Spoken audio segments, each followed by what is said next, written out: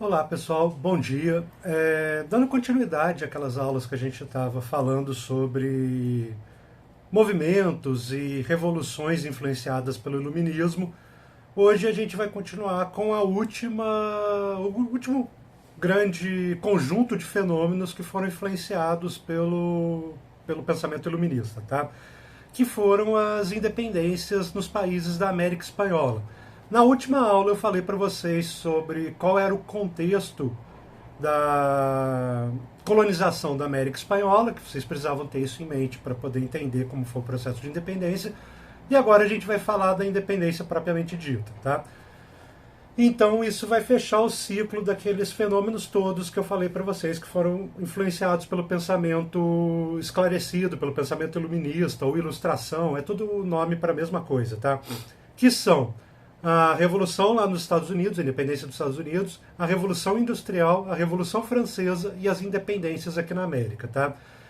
Eu falei independências aqui na América porque o Brasil, a independência do Brasil, também é influenciada pelo pensamento iluminista. Mas eu vou falar agora só dos países da América Espanhola, tá bem? Que foram colônias lá da Espanha, aqui na América. E no outro momento a gente vai falar sobre a independência do Brasil, tá bem? Tenho que falar para vocês uma coisa importante. Como a gente geralmente conhece pouco sobre geografia ou não tem claramente na nossa cabeça imagens sobre os lugares da América Espanhola, infelizmente a gente conhece muito pouco sobre geografia, história em geral dos países da antiga América Espanhola. É importante que vocês acompanhem essa aula com os slides, tá? Porque nos slides tem vários mapas que ao longo do que eu estou falando aqui vocês podem acompanhar para ficar mais claro o que eu estou falando, tá bem? Então é importante que vocês baixem os slides que eu postei lá no grupo e acompanhem a aula por eles, porque lá tem uns mapas importantes, enfim, que vão ajudar vocês a entender um pouco mais sobre o fenômeno de independência da América Espanhola. Então vamos lá, começar a falar sobre o assunto sem mais delongas. Pessoal, é o seguinte, o slide aí, já que vocês vão acompanhar pelo slide, espero que sim, né? O primeiro slide aí já retrata um quadro famoso do processo de independência da América Espanhola, que é um quadro que retrata um episódio conhecido como Capitulação de Ayacucho, no Peru, que foi quando o último grande contingente de tropas espanholas aqui na América finalmente foi derrotado por um exército liderado por dois comandantes, o Antônio José de Sucre e o Bolívar, Simão Bolívar, o mais famoso dos líderes da independência da América Espanhola, tá bem? E esse quadro retrata o comandante espanhol se rendendo aos líderes do processo de independência da América Espanhola. É mais interessante que o comandante espanhol, depois de assinar essa rendição, ele foi julgado sumariamente e condenado por crimes contra os povos aqui da América e ele foi executado logo em seguida de se render aos líderes do processo de independência, tá?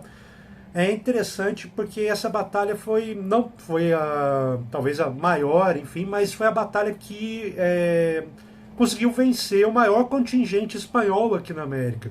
E depois disso, claramente, a Espanha já não tinha mais condições de lutar contra os vários processos de independência que estavam acontecendo na América, desde lá do México, lá onde hoje é a América do Norte, até a Argentina, aqui na América do Sul.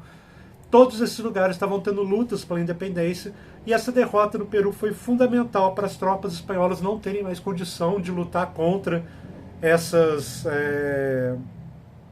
revoltas aí dos países aqui na América que buscavam sua independência, tá? Então, só para explicar a primeira imagem aí, é o resultado da capitulação da maior contingente de tropas espanhol para os líderes da independência. Mas vamos lá começar a falar de fato então das independências. Primeiro eu tenho que falar um pouquinho do contexto em que surgem esses movimentos de independência, tá bem? Primeira coisa importante é que, obviamente, como eu já falei, esses movimentos são influenciados pelo pensamento iluminista. Vale dizer que esse pensamento iluminista, na verdade, circulava de maneira ilegal. Era proibida a circulação de livros que a coroa espanhola considerava livros perigosos para a manutenção do absolutismo, tá? Então os livros do Rousseau, os livros do Montesquieu, do Voltaire, desse pessoal todo, eles eram livros proibidos, mas ainda assim eles circulavam via contrabando.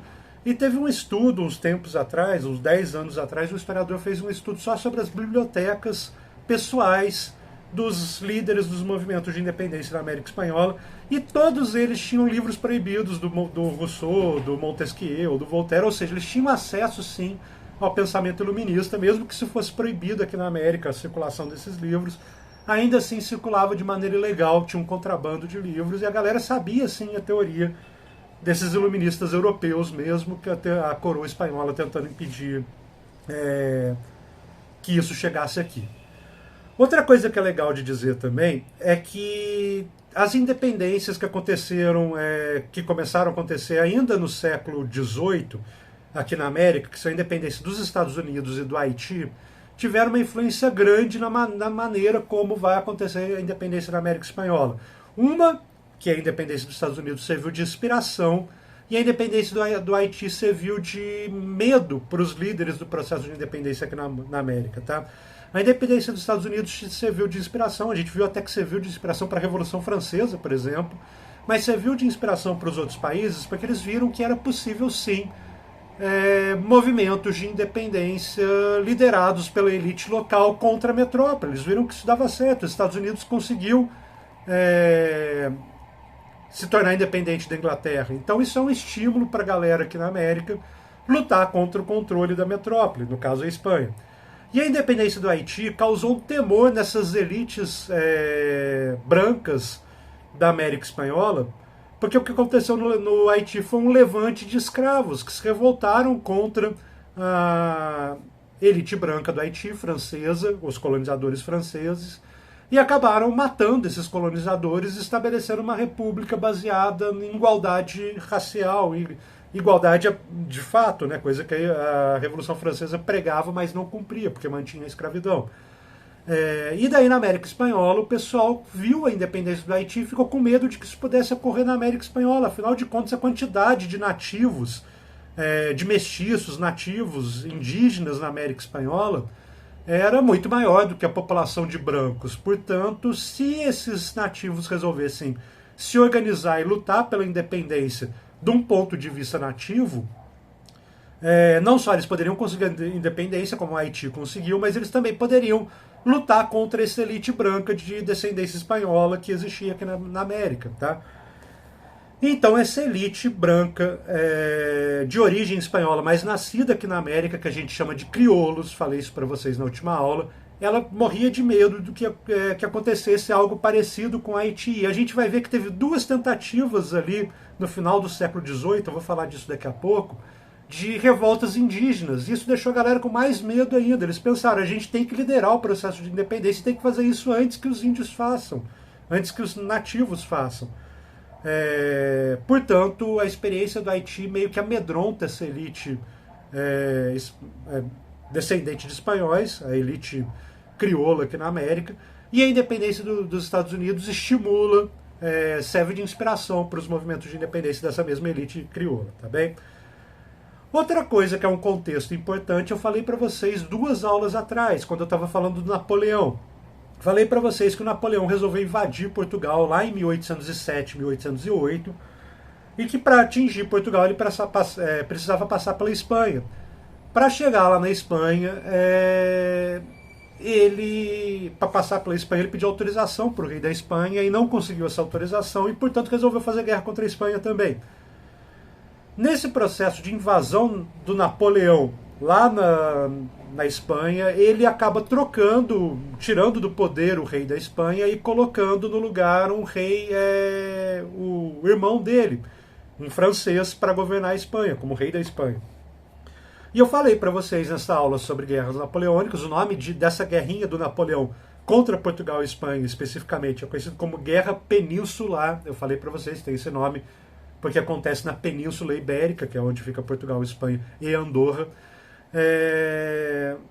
E daí, então, o rei da Espanha foi trocado por um fantoche do Napoleão, no caso, o irmão dele. Tá? Lá na Espanha mesmo, as regiões espanholas começaram a decretar governos autônomos que não respeitavam a autoridade do rei francês, do rei que o Napoleão colocou, o irmão dele. Tá? E aqui na América, essa elite crioula que já vinha insatisfeita com uma série de questões coloniais, por exemplo, como eu falei para vocês na última aula agora sobre colonização da América Espanhola, eles não poderiam ocupar os cargos administrativos mais importantes da colônia, isso era exclusivo dos espanhóis. Então, o pessoal aqui na América Espanhola aproveitou que a Espanha estava num contexto de crise invadida, em que juntas governativas lá na Espanha começaram a não respeitar a autoridade do rei nomeado pelo Napoleão. A galera aqui na América aproveitou essa ocasião também para não respeitar mais a autoridade da coroa espanhola, já que o rei espanhol era um usurpador, e começou a tentar criar governos autônomos aqui na América. Tá? Por isso que a invasão da Espanha acontece em 1807, 1808, e exatamente nesse mesmo ano começam os movimentos de independência aqui na América, que é a galera aproveitando essa crise espanhola para decretar a autonomia governativa, a elite crioula aqui da América, aproveitando para decretar a sua autonomia governativa. Tá? Então, guardem bem esse nome porque isso é importante. Tá? Se aparecer uma questão sobre a independência da América Espanhola, com certeza vai citar essa palavra que é crioulo. Crioulo é o nome para aquela elite branca descendente de espanhóis, mas nascida aqui na América, e justamente por ser nascida na América, não poderia ocupar os cargos políticos mais relevantes. Tá? É uma elite econômica, eles são ricos, eles são brancos, mas eles não são nascidos na Espanha, são nascidos aqui na colônia. São esses caras que vão liderar o processo de independência na América Espanhola, tá bem? E a última coisa importante do contexto é que a Inglaterra tem um baita interesse na independência desses países. Esses países, enquanto colônias, não podem negociar com quem eles quiserem, não podem comprar e vender produtos para quem eles quiserem. Tem a questão lá do pacto colonial, eles são obrigados a só comprar e vender para a metrópole. E a Espanha não deixa que os países aqui da América Espanhola vendam e comprem de quem eles quiserem. Só que a Inglaterra está passando pelo processo da Revolução Industrial, ela está produzindo cada vez mais, principalmente tecidos, e ela precisa de consumidores, ela quer ter acesso a um número cada vez maior de consumidores. E esse fato da América inteira ser exclusividade da Espanha afetava a Inglaterra atingir um mercado consumidor grande, que era toda a América, no final das contas. Tá? Então os ingleses, embora estivessem lutando contra o Napoleão, eles sabem que a América é um lugar importante para que eles possam vender os produtos, até porque eles não podem vender para o continente europeu. O Napoleão está fazendo bloqueio continental lá na Europa, tá? Impedindo a Inglaterra de vender as mercadorias da Inglaterra para o continente europeu, para a parte continental da Europa. Então a Inglaterra procura parceiros aqui na América, encontra os Estados Unidos, que já é independente, começa a fazer parcerias econômicas com os Estados Unidos. Falei isso também lá quando eu estava falando sobre guerras napoleônicas, que isso ajudou a desenvolver a economia dos Estados Unidos, e explica um pouquinho por que lá no final do século XIX os Estados Unidos já é um país industrializado, e explica também por que a Inglaterra está interessada no processo de independência dos países aqui na América Espanhola no caso, porque eles vão se tornar mercados consumidores dos produtos ingleses. Tá? Esse é mais um contexto aí em que acontecem os fenômenos de independência da América Espanhola, tá bem? Nesse segundo slide aí que eu falo do contexto, tem um quadro bem interessante, que eu vou falar com mais calma para vocês dos processos de independência, mas é que na América Espanhola todo mundo lutou junto com todo mundo contra o espanhol. Como assim? Pessoal que hoje é o que a gente chama de Argentina, por exemplo, não adiantava nada eles expulsarem os espanhóis dali daquela região onde hoje é Argentina, ali em volta de Buenos Aires, e no Chile continuar tendo tropas espanholas, porque de lá eles poderiam voltar e atacar Buenos Aires. Portanto, a independência só seria garantida se todas as tropas espanholas fossem expulsas da América.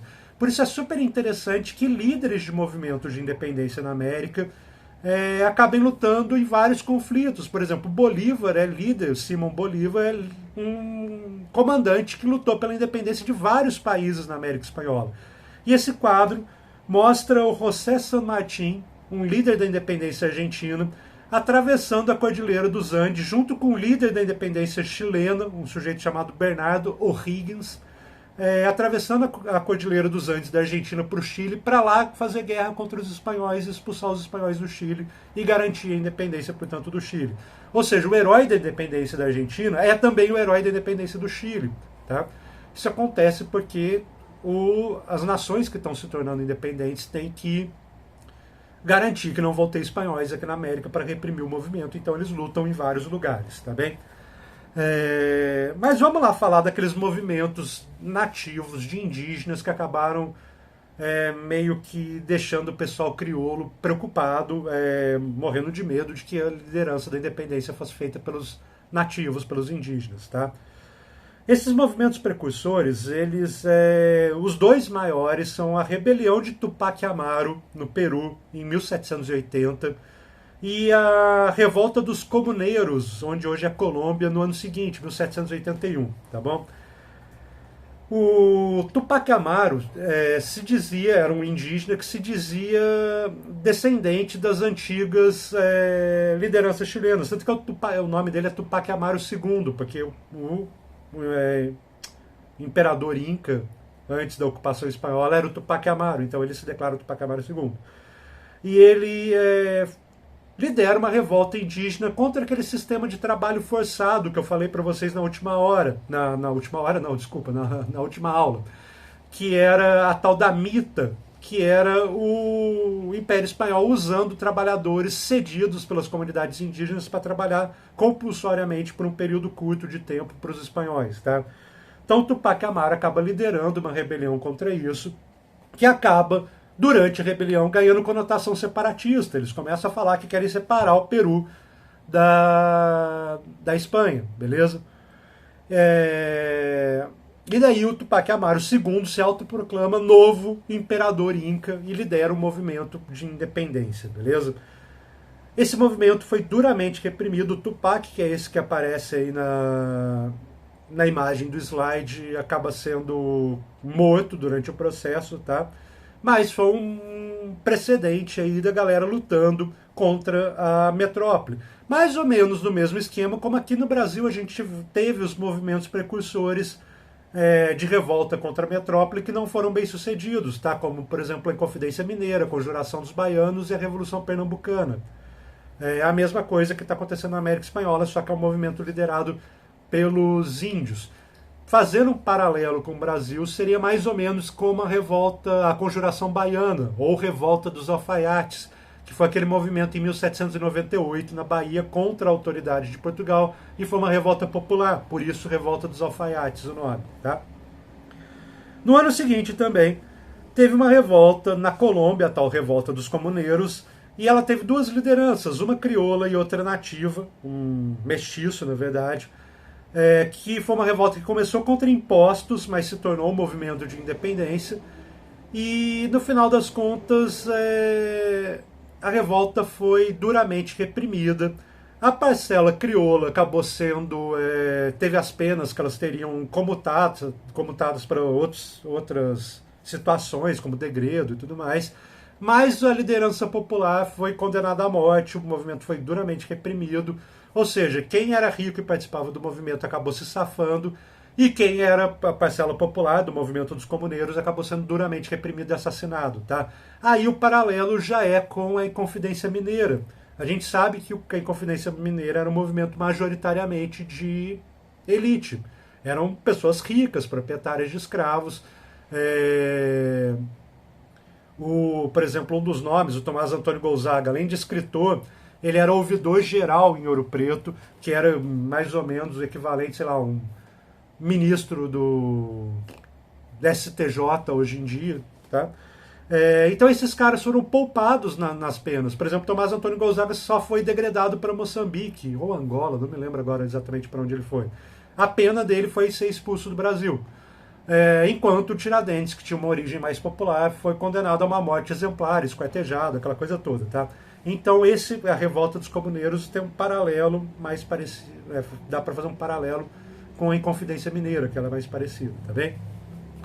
Esses dois movimentos fracassaram, como eu expliquei, mas eles servem, primeiro, como movimentos precursores, e segundo, para aumentar o medo dessa elite crioula de que revoltas nativas pudessem desencadear a independência da América e que eles, crioulos, não teriam autoridade nesses países independentes, porque seriam revoltas nativas, revoltas de indígenas, tá?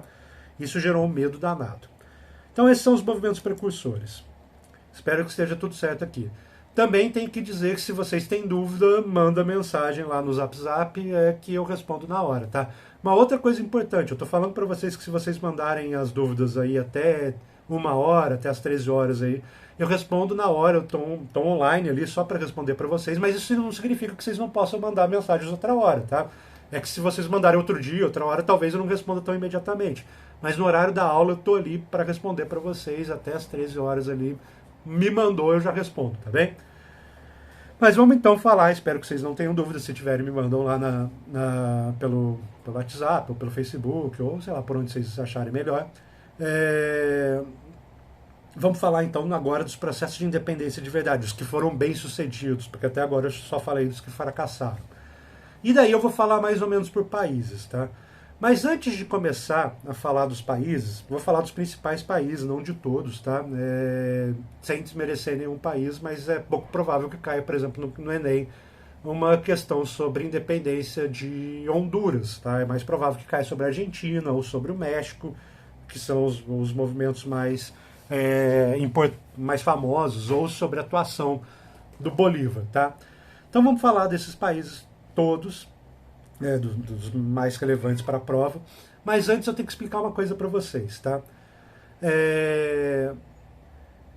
Cada cidadezinha, lembra que eu falei para vocês na última aula que a única parte da administração da América Espanhola que os crioulos tinham acesso eram os tais dos cabildos, que eram como se fossem câmaras municipais, tá? Isso era o único órgão da administração colonial da qual os crioulos podiam fazer parte. O resto era exclusivo dos nascidos lá na Espanha, os tais dos chapetones. Vocês lembram disso da última aula? Então, como esse é o único órgão político administrativo do qual os crioulos podem fazer parte, são esses movimentos que hoje a gente chamaria de mais ou menos municipais, que desencadeiam o processo de independência. Então, por exemplo, quem dá a primeira declaração, a gente não respeita mais a autoridade da Espanha, é como se fosse a Câmara Municipal de uma cidade na América Espanhola. Por exemplo, a Câmara Municipal da Cidade do México, a Câmara Municipal de Buenos Aires. Mais ou menos isso, tá? Óbvio que eu estou simplificando bastante. Mas é uma estrutura de poder muito pequena, muito restrita geograficamente, tá? E daí, por exemplo, as cidades... Uma cidade declara não respeitar mais a autoridade da Espanha, e a cidade vizinha também declara, uma cidade um pouco mais para frente também declara logo em seguida. Então quem está declarando a independência são grupos geograficamente muito localizados que acabam se juntando ou brigando porque eles têm ideias diferentes de como deve ser o processo de independência, tá? Então são essas organizações e reorganizações de cabildos, de câmaras municipais, que vão dar o formato das fronteiras na América Espanhola, tá bem? As fronteiras na América Espanhola não eram naturais, não existiam países, fronteiras como as dos países que vão existir depois da independência. Foram resultado desses ajuntamentos aí de cidades que se declaram independência e meio que comungam do mesmo ideal do que deve ser um país independente, tá? Por que eu estou falando isso? Porque todas as fronteiras dos países da América Espanhola não são fronteiras naturais no momento da independência. Todos os países estão se formando e buscando ali fazer organizações cada vez maiores. E às vezes essas organizações se fragmentam. Por exemplo, é o caso da Gran Colômbia. Se separa todo mundo junto, a tal da Gran Colômbia, é o país que se torna independente. E depois ele se fragmenta, porque a galera da Gran Colômbia não concorda um com o outro em Equador, Colômbia, Venezuela e Panamá, tá? Ou seja, as fronteiras atuais são desse jeito, mas poderiam ser de outro jeito completamente diferente por causa desse arranjo entre as câmaras municipais no processo de independência.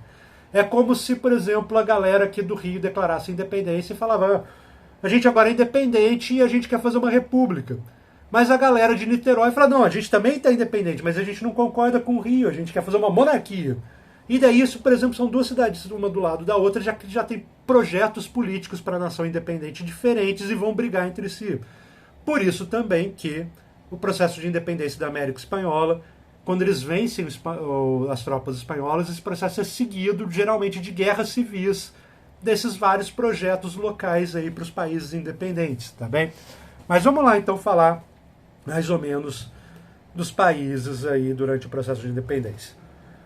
Primeiro eu vou falar da independência do México, tá? Que cronologicamente foi o primeiro país a dar uma declaração rompendo com a Espanha em 1810. Liderado por dois padres, o padre Miguel Hidalgo e o José Maria Morelos, o México começou um movimento de independência, várias localidades, vários cabildos declarando autonomia em relação à Espanha, tá? Inclusive no slide tem uma imagem aí do Miguel Hidalgo, tá? O padre que é uma das lideranças do movimento. E eles começam, portanto, a andar pelo México convencendo outras localidades, outros cabildos a se juntar ao movimento de independência. Vale lembrar que o México não era só o que hoje é o território do México. O México se estendia desde lá do que hoje é a fronteira mais ou menos dos Estados Unidos com o Canadá até a América Central.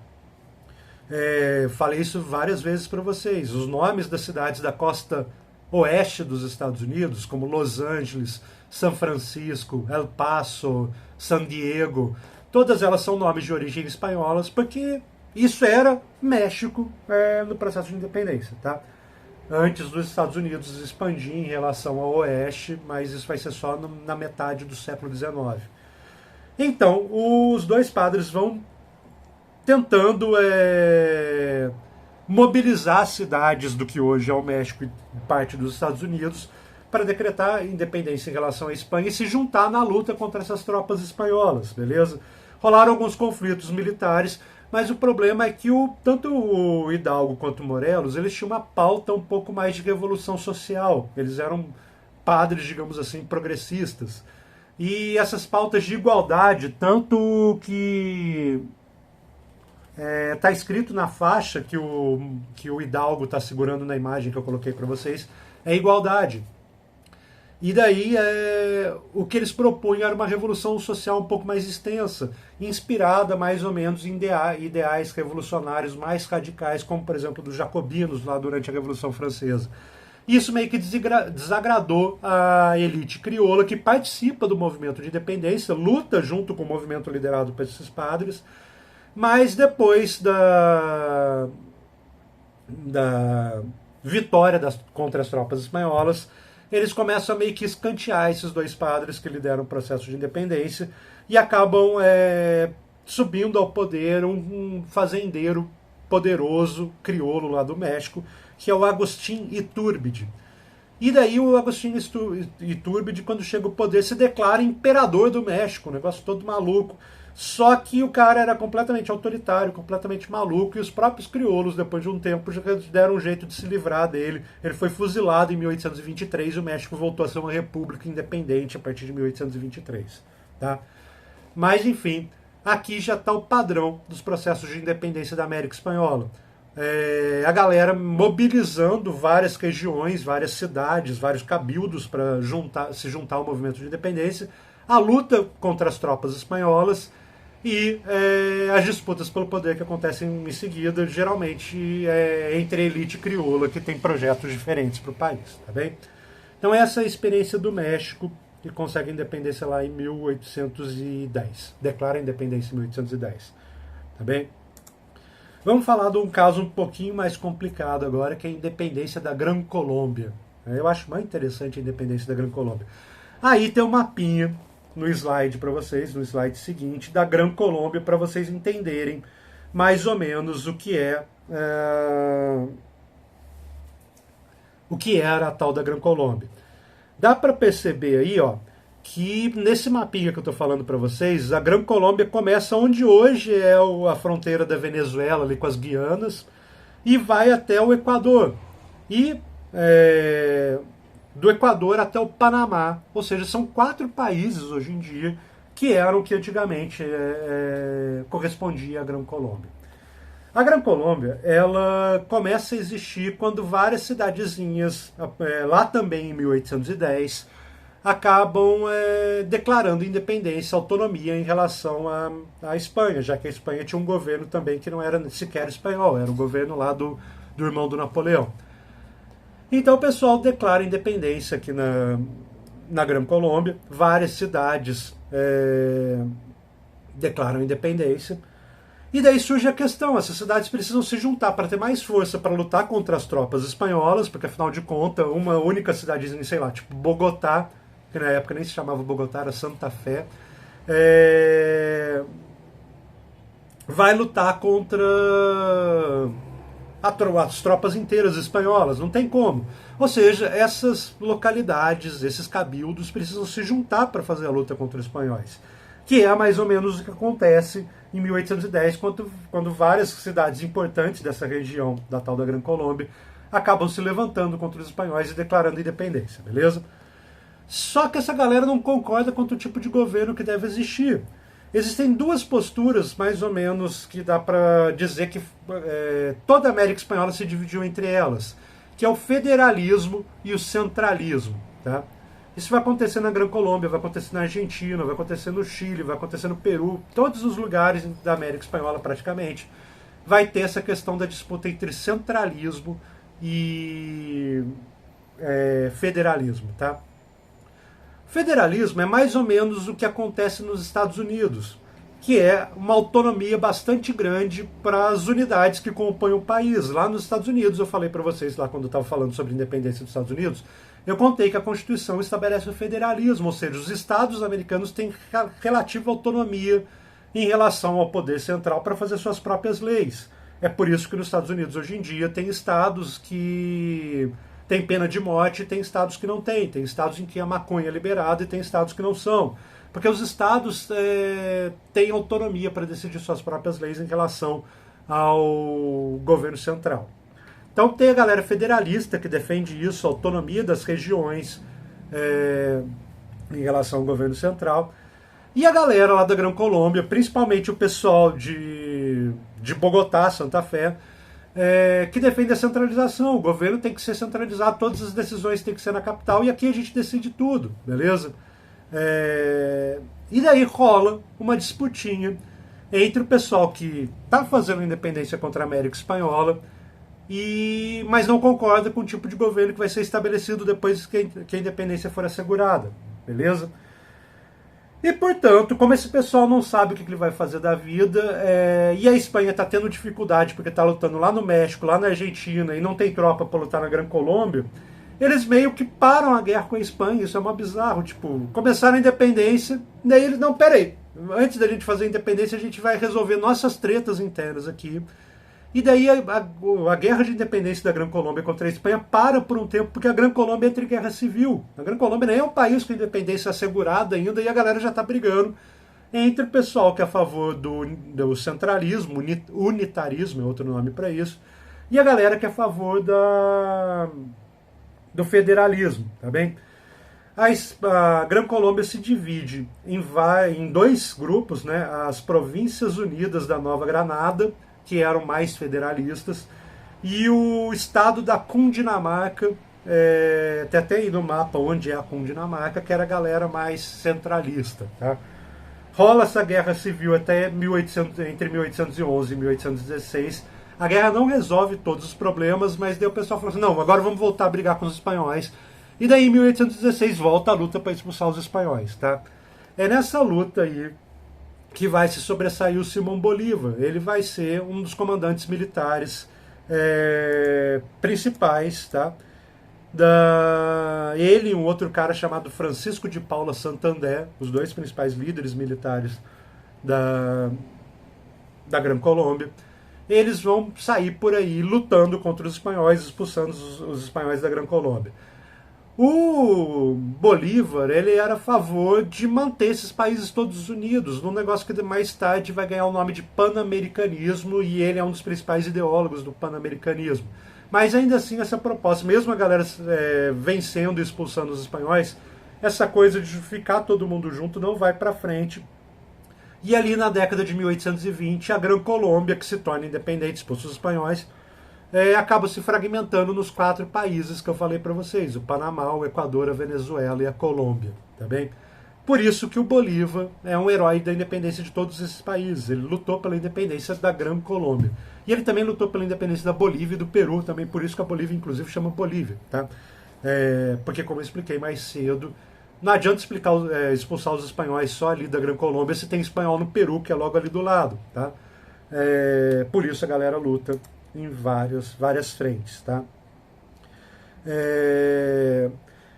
Então, como eu falei aí, tem no slide seguinte, tem a independência, até a Guerra Civil, as Províncias Unidas vencem, mas não conseguem assegurar a unidade do país.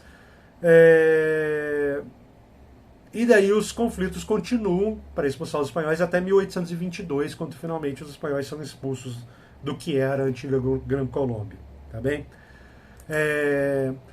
A história da Gran Colômbia, ela serve de exemplo perfeito para aquilo que eu estou falando. Tipo, as fronteiras que estão sendo constituídas nos países da América Espanhola não são fronteiras naturais, são negociações políticas, são acordos entre regiões que concordam em ter a mesma forma de governo e, portanto, formam um governo daquela região, tá?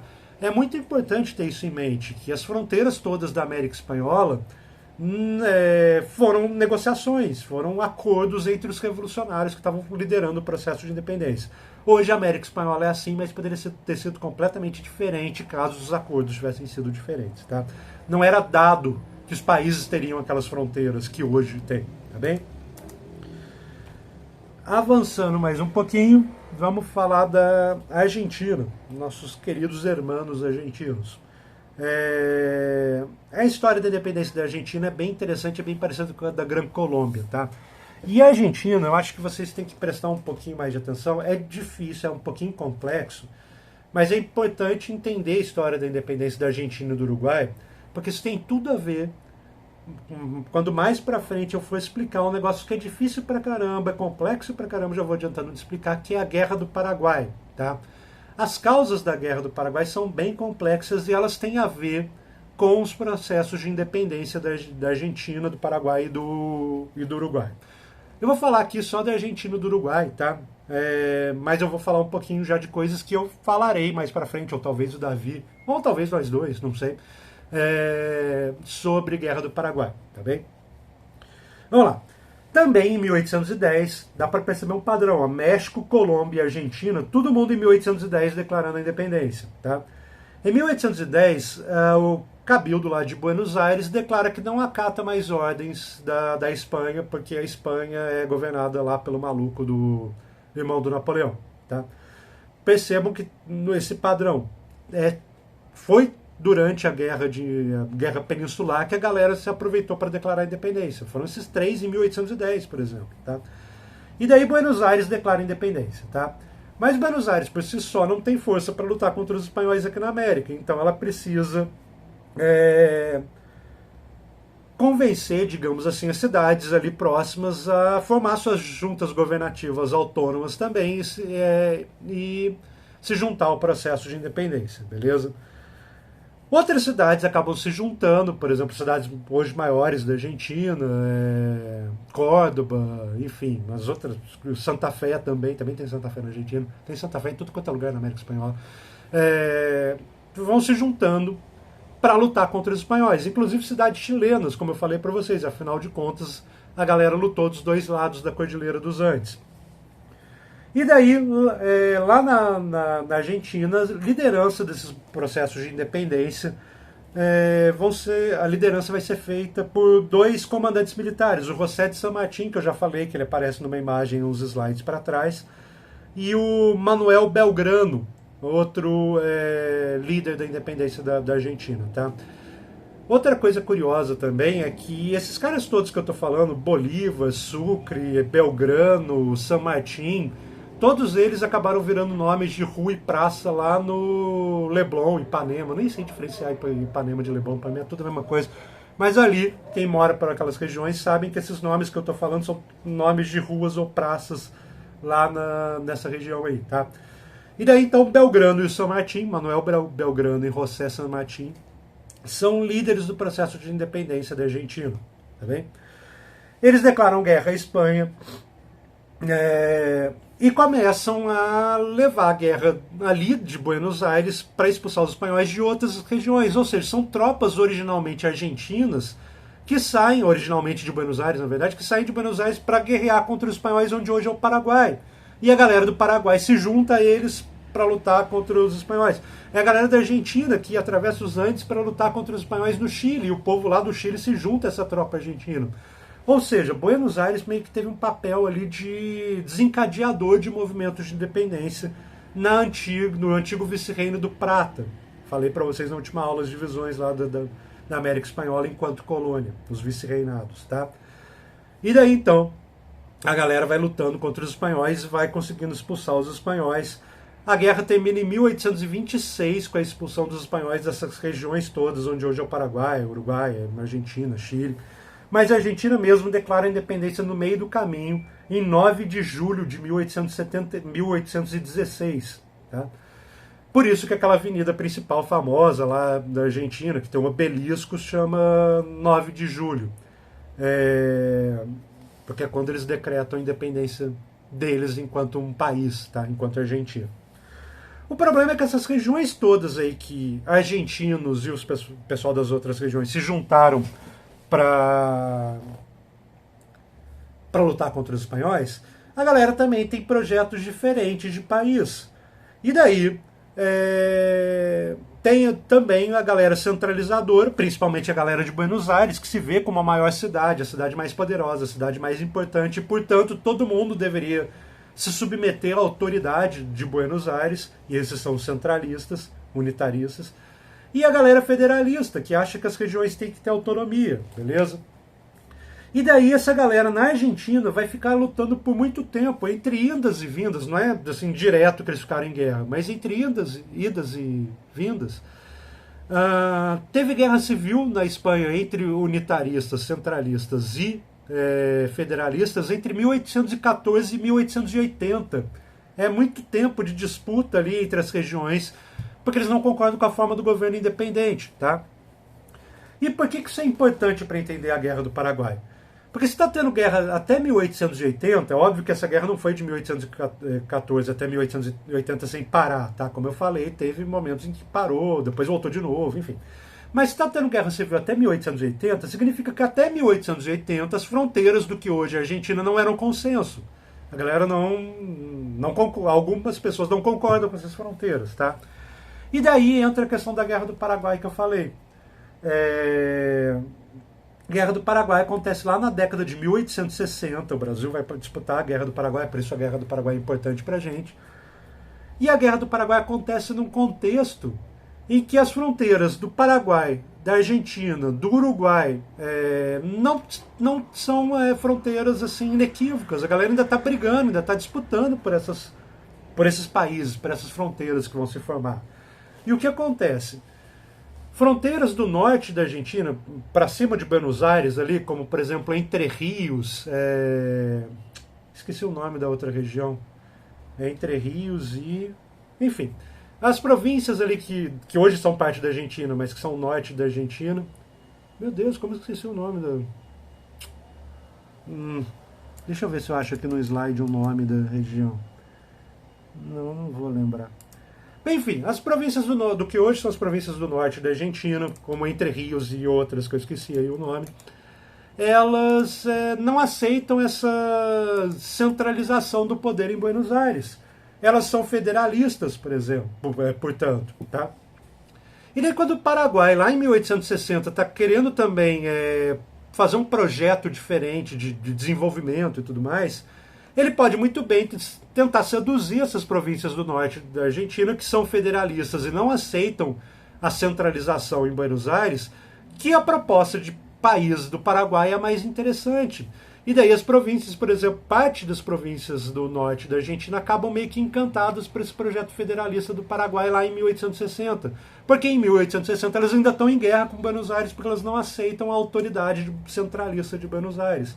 Ou seja, esses projetos de país que estão se formando durante a independência, eles continuam por muito tempo gerando brigas. E daí o Paraguai vai lá tentar trazer parte das províncias do norte da Argentina que não aceitam a autoridade argentina para o lado paraguaio da coisa. Isso tem tudo a ver, essas disputas por fronteiras que vão desde o Paraguai, passando pelo norte da Argentina até o Uruguai. O Uruguai também era um país que estava meio ali em disputa para ver com quem ele ia compor um Estado, que essas disputas todas são uma das causas da Guerra do Paraguai, tá? Mas esse processo todo é bastante complicado e eu vou deixar para falar isso com mais calma lá quando eu for falar da Guerra do Paraguai. Mas é importante vocês entenderem, portanto, que mesmo depois dos países independentes, as fronteiras que a gente conhece hoje não eram definidas. Podia ter mudanças aí, tá bem? E se não mudaram foi pela força e pela imposição da galera que militarmente conseguiu se impor e falou, não, então quem manda aqui é a Argentina e não o Paraguai. Beleza? Enfim, essa é a história da Argentina. Eu separei aí um negócio, uma curiosidade para vocês no slide seguinte, que aí tem uma nota de 200 pesos que foi feita pelas províncias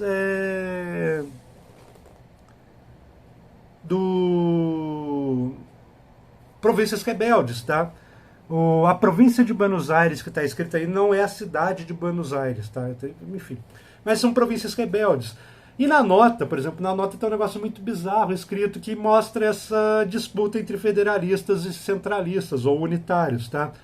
Dá para ver lá na parte superior da nota uma coisa super interessante. Viva a Confederação Argentina, ou seja, são os federalistas falando. Morram todos os selvagens unitários. Está escrito numa nota de 200 pesos lá que circulava nas regiões federalistas durante a Guerra Civil Argentina. É mais interessante, nossa nota de real, por exemplo, tem lá, Deus seja louvado. A nota dos caras da Argentina tem morte a todos os selvagens unitaristas. É óbvio que essa nota não circula mais, foi durante a Guerra Civil, mas isso é uma curiosidade para ilustrar essas disputas aí entre centralistas e federalistas, tá bem? Só para terminar então a aula, porque eu já falei demais, já estou ficando até cansado, tá? Vamos falar da independência do Uruguai, que também tem tudo a ver com a Guerra do Paraguai, tem tudo a ver com o Brasil, meu Deus do céu. A independência do Uruguai é um negócio triste, porque na verdade o Uruguai teve que lutar 2 vezes para conseguir independência, tá bem? A história da independência, para falar um pouquinho da independência do Uruguai, e falando um pouquinho de história do Brasil também, a gente tem que entender coisas que acontecem bastante tempo antes da independência, tá? Eu falei para vocês, e por isso é importante olhar o mapa aí, eu falei para vocês na última aula que lá em Potosí, que está lá na parte de cima, na Cordilheira dos Andes, no mapa aí no slide para vocês, lá do lado esquerdo superior, vocês vão achar Potosí, uma cidade que era cidade produtora de prata, na Cordilheira dos Andes. Fica hoje na Bolívia, Potosí. Tá? E eu falei para vocês na última aula que existe uma bacia de rios no miolo da América que conflui mais ou menos para a mesma região ali onde é o Pantanal e de lá vão até o litoral. Esse mapa aí que eu botei para vocês é o mapa dessa bacia de rios. Inclusive na última aula eu falei para vocês que o Tietê é um rio que nasce bem pertinho do mar, mas em vez de correr para o mar, como a maioria dos rios corre, ele corre para o interior da América. Aí nesse mapinha dá para ver a bacia da América Central e dá para ver o Tietê surgindo lá perto de São Paulo, aí pertinho do litoral e correndo, em vez de correr para o mar, correndo lá para o Rio Paraná, tá bem? Ou seja, essa é a bacia hidrográfica que eu falei para vocês na última aula. E lá em Potosí era produzida a prata, era extraída a prata, que descia por esses rios, olha lá, tem o rio Pilcomayo aí, que vai descendo até o rio Paraguai, que chega no rio Paraná, que vira Rio da Prata. Ou seja, a prata ia saindo lá da Cordilheira dos Andes e descendo o rio até chegar em Buenos Aires, onde ela era embarcada em navios maiores que iam atravessar o Atlântico e levar a prata para a Espanha. Tá bem? Os portugueses, vendo esse tanto de prata aí, sendo produzida lá em Potosí e saindo via Buenos Aires, pensam o seguinte: por que a gente não faz uma cidade, constrói uma cidade portuguesa do outro lado de Buenos Aires, do outro lado do Rio da Prata, para a gente tentar controlar o comércio de prata, para a gente tentar controlar a circulação dessa prata para a Europa, tá? Os portugueses querem roubar a prata dos espanhóis, basicamente, tá? Roubar ou influenciar o comércio de prata.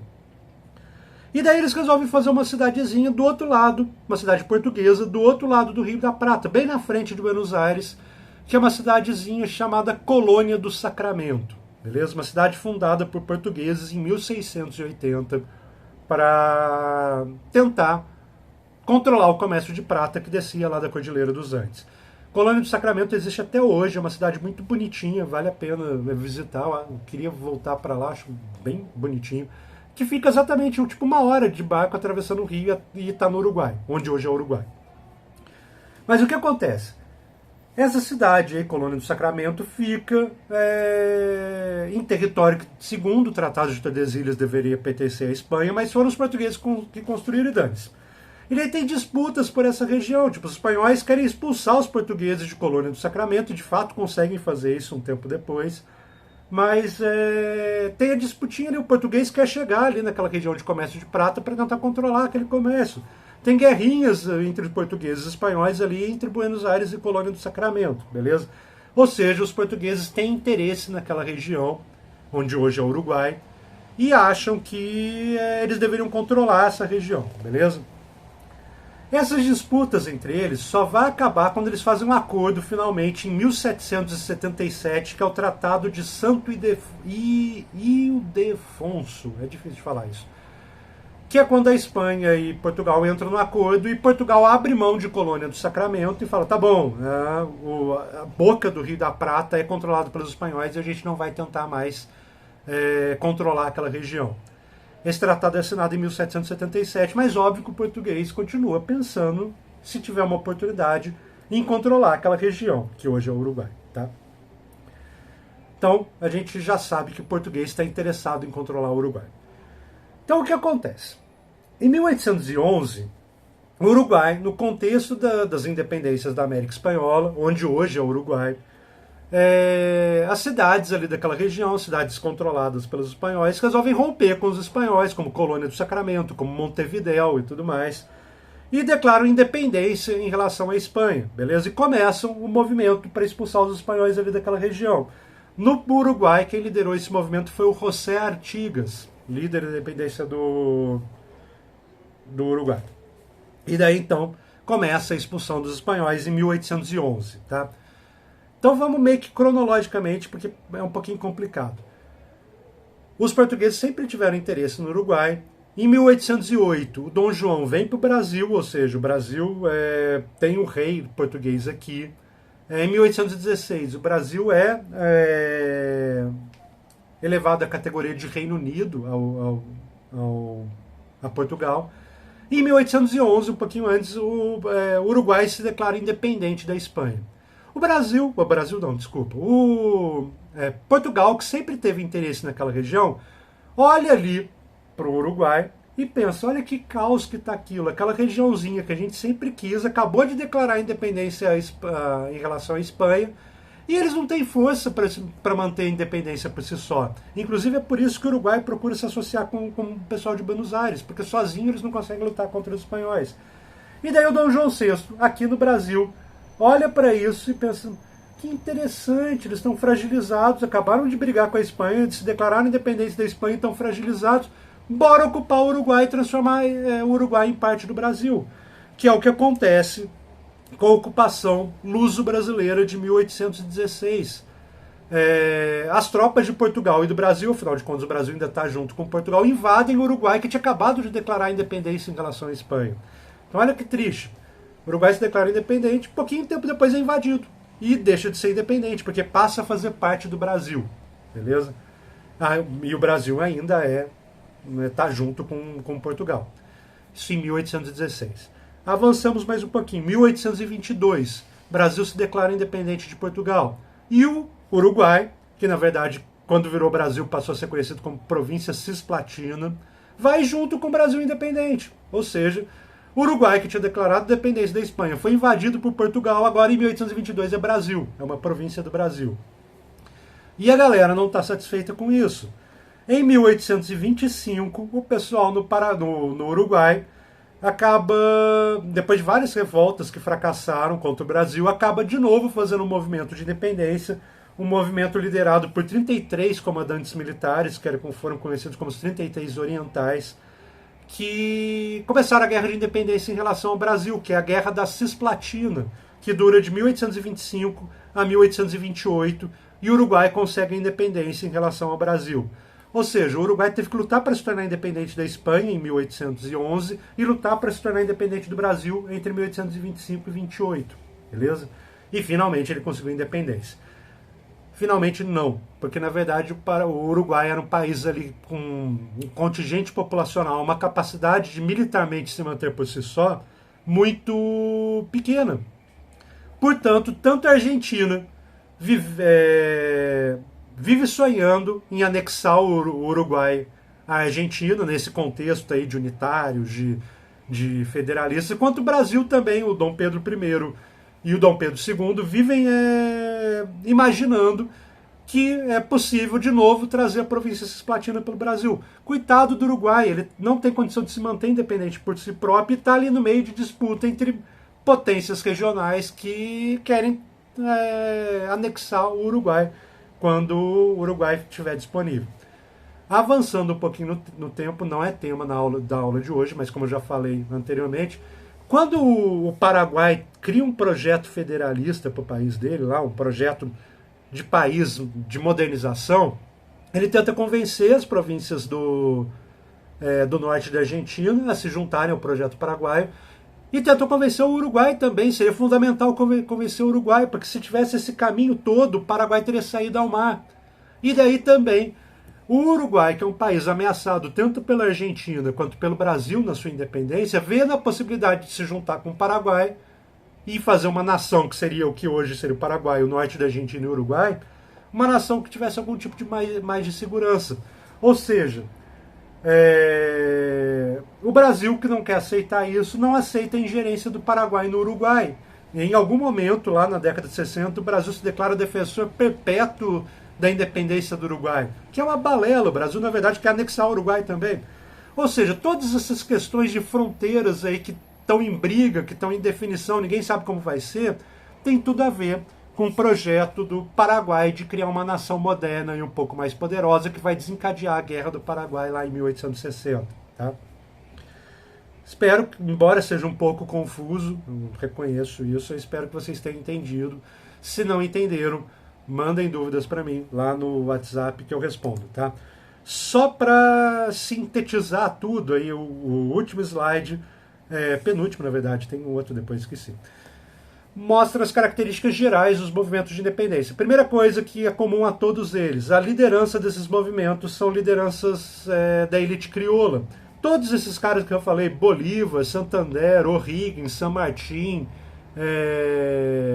Artigas, Sucre, esses caras todos são membros da elite crioula da América. Segunda coisa que acontece em quase todos os países, disputas entre centralização e federalismo. Esses países independentes geralmente entram em guerra civil por causa dessas disputas. Terceira coisa, que é uma síntese da independência de todos os países. As fronteiras que a gente reconhece hoje não são fronteiras naturais, elas foram construídas politicamente. Quarta coisa, como foram construídas politicamente, a política é um espaço de disputa, isso gerou a fragmentação do território da antiga América Espanhola. Em vez de separar todo mundo junto, viraram vários países menores. E a última coisa é que esse processo de independência não garantiu mudanças na escala social nem econômica. Esses países independentes continuaram majoritariamente baseados em plantation, produção de gêneros agrícolas para exportação, latifúndio, mão de obra escrava, ou no caso da América Espanhola, compulsória. E também não tivemos mudanças sociais. A disparidade social entre crioulos e mestiços e nativos continua grande. Tá? Então esse penúltimo slide meio que sintetiza os processos de independência da América Espanhola. Tá? É um resuminho aí da América, do processo de independência. Última coisa que eu tenho para falar para vocês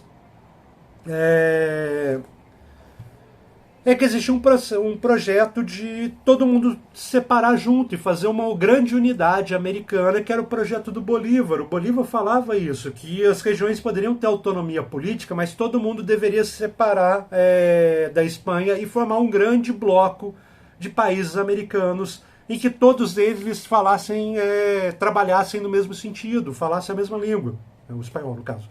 Mas, enfim, que eles atuassem juntos, tá? Que é o ideal do pan-americanismo defendido pelo Bolívar. O Bolívar convocou um Congresso das Nações Americanas Independentes em 1826 que aconteceria na cidade do Panamá. Teve participação de vários países, enfim, em que ele propunha esses ideais do pan-americanismo, que entre eles eram os países deveriam ser repúblicas, deveriam ter uma força militar em comum para se defender dos interesses estrangeiros da Europa ou dos Estados Unidos, deveriam ter fronteiras livres entre eles, livre circulação entre os países americanos, e o fim da escravidão em todos eles. Esses eram os ideais do pan-americanismo que deveria unir a América inteira, segundo Bolívar, e ele propôs, na verdade, esses princípios no Congresso do Panamá em 1826. Um pouquinho antes do Congresso do Panamá, um presidente dos Estados Unidos chamado James Monroe propôs uma doutrina que ganhou o nome dele, a tal da doutrina Monroe, que era uma maneira, uma visão de como os Estados Unidos deveriam lidar com as relações internacionais a partir de então, a partir de 1824, quando a doutrina Monroe é criada.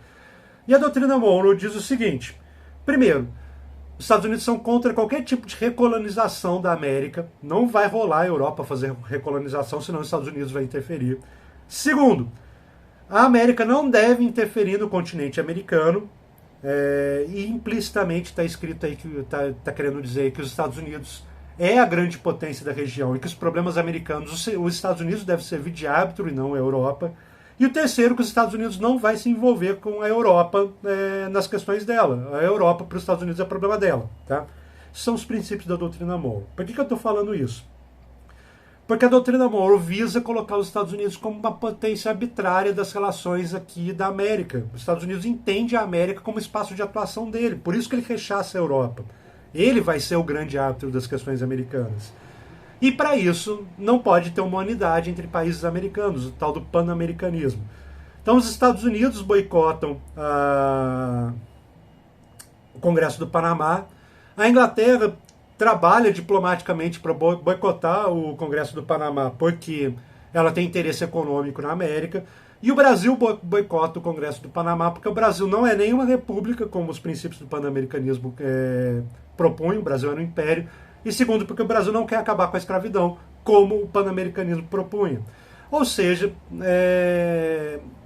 contra os ideais do pan-americanismo se insurgiram grupos diferentes, mas bastante poderosos. Estados Unidos, Inglaterra e Brasil tinham um relativo poder aqui na América para conseguir boicotar os ideais do pan-americanismo defendidos pelo Bolívar, que inclusive é esse cara aí que aparece o quadro dele no slide sobre o Congresso do Panamá. Tá?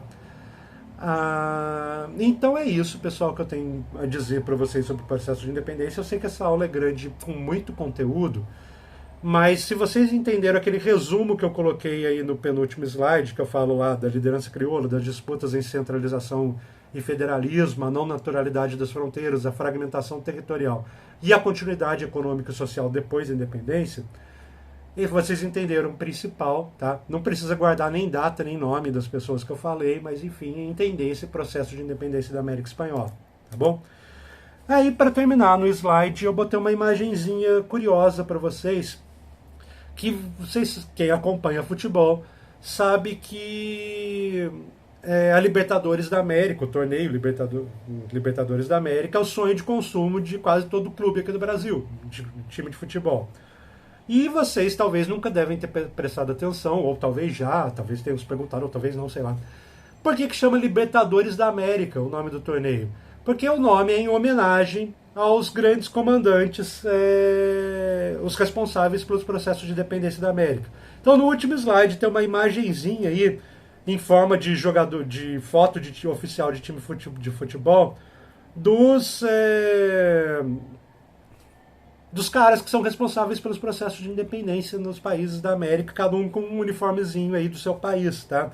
E tem a legenda aí com o nome desses sujeitos todos aí, que são os líderes da independência da América e, portanto, são os libertadores da América. São em homenagem a esses caras aí que o torneio de futebol tem esse nome. Enfim, era só uma curiosidade. Espero que vocês tenham entendido. Se não entenderam qualquer coisa, é só me mandar uma mensagem que eu respondo e espero que dê tudo certo, tá bem? Então é isso, pessoal. Abraço, até semana que vem, tá bem? Tchau.